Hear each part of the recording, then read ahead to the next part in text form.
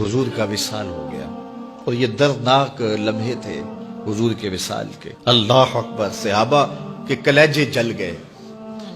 حضرت عمر نے ہاتھ میں تلوار پکڑی اور ایسے کھڑے ہو گئے اور ایسے لہراتے تھے تلوار اور کہتے تھے خبردار کسی نے کہا حضور کا انتقال ہو گیا میں گردن اتار دوں گا۔ کوئی وصال نہیں ہوا حضور کا، حضور تھوڑی دیر بعد اپنی حالت پہ آ جائیں گے۔ یہ سکتے کی کیفیت ہے۔ حضرت زید بن عبداللہ کے بیٹے نے جا کے کہا ابا جی حضور کا انتقال ہو گیا، تو انہوں نے باغ میں پانی دے رہے تھے، سب کام چھوڑ دیا، ہاتھ اٹھائے گا اللہم اذہب بصری حتی لا ارا بعد حبیبی محمد احدا، اے اللہ مجھے اندھا کر دے، آنکھوں کے دیے اس لیے روشن تھے کہ تیرے محبوب کو دیکھوں، جب حضور چلے گئے ہیں تو میں نے یہ چراغ کیا کرنے ہیں، بجھا دے ان چراغوں کو۔ تو کیا کیفیت تھی؟ حضرت فاطمہ بول رہی ہیں صبت علیہ مصائب لو انہا صبت علی الایام سرنا لیالیا، میرے اوپر وہ مصیبتیں ٹوٹی ہیں اگر یہ دنوں پہ ٹوٹ پڑتی تو دن کالی راتیں بن جاتے۔ تو تھوڑی خبر تھی حضور کا وصال۔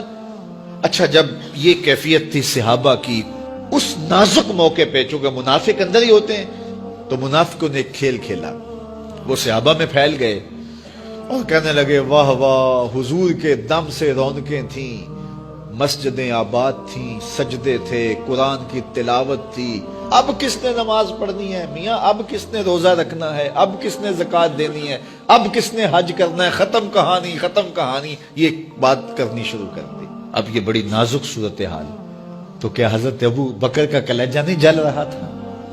لیکن اس موقع پہ حضرت ابو بکر کھڑے ہوئے اور پھر حضرت ابو بکر صدیق نے لوگوں سے مخاطب ہو کہا لوگوں مجھے ایک بات بتاؤ کہ تم اللہ کی عبادت کرتے تھے یا حضور کی کرتے تھے؟ لوگوں نے کہا کہ اللہ کی۔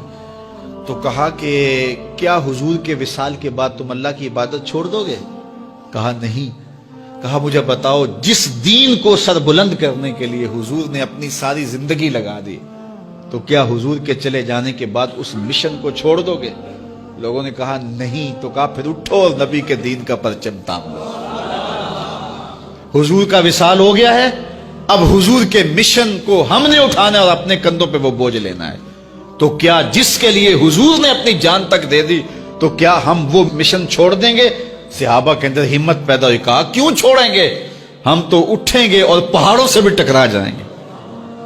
تو یہ وہ موقع تھا جس موقع کو سنبھالا حضرت ابو بکر نے۔ منافق تو چال چل گئے تھے، صحابہ پر صدموں کے پہاڑ ٹوٹ رہے تھے، ساری ذریت اسلام ساری زندگی جو ہے وہ تعریفیں کرتی رہے، مدح و ستائش کرتی رہے، ابو بکر صدیق کا یہ حق نہیں ادا ہو سکتا۔